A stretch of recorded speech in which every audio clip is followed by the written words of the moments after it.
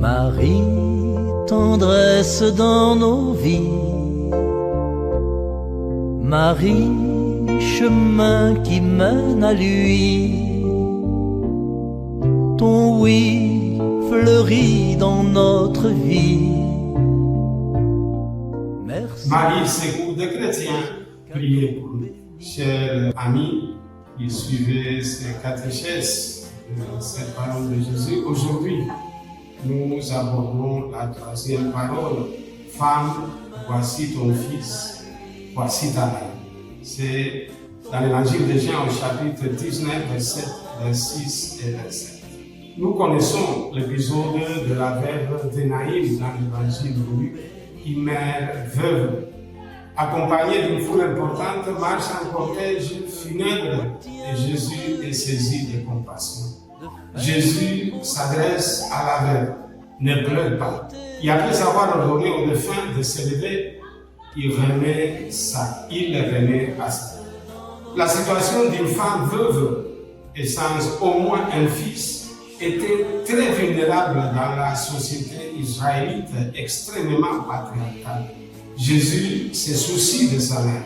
Jean célibataire, il a aussi besoin d'un foyer, d'une maison après 3 années d'itinérance avec Jésus. Cette troisième parole exprime la dernière volonté de Jésus. Il n'a pas un héritage à partager, même ses vêtements lui ont été arrachés par les soldats. Ces paroles expriment l'humanité de Jésus et son souci de l'humanité de sa mère et de Jean, qui a encore des années à vivre sur la terre. Prendre soin de l'humain concret, de ceux et celles qui nous entourent. Assurer des conditions de vie dignes à ceux et à celles qui nous sont confiés. C'est la première expression de la charité chrétienne que nous oublions parfois, même dans la vie fraternelle.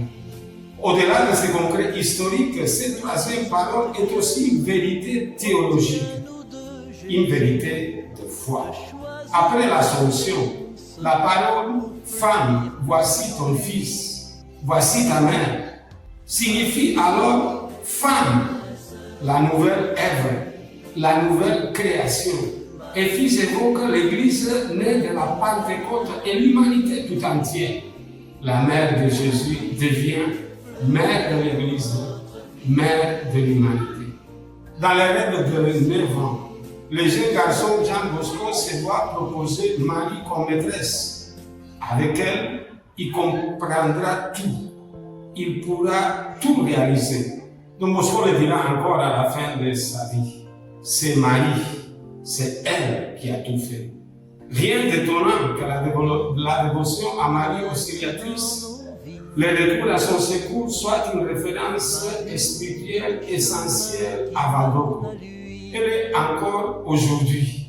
Elle est pour tous ceux et celles qui, avec le charisme salésien et la spiritualité du système préventif, œuvrent au salut de la jeunesse, spécialement les plus vulnérables.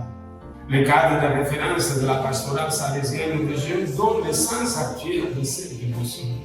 Marie est le visage maternel de l'amour de Dieu.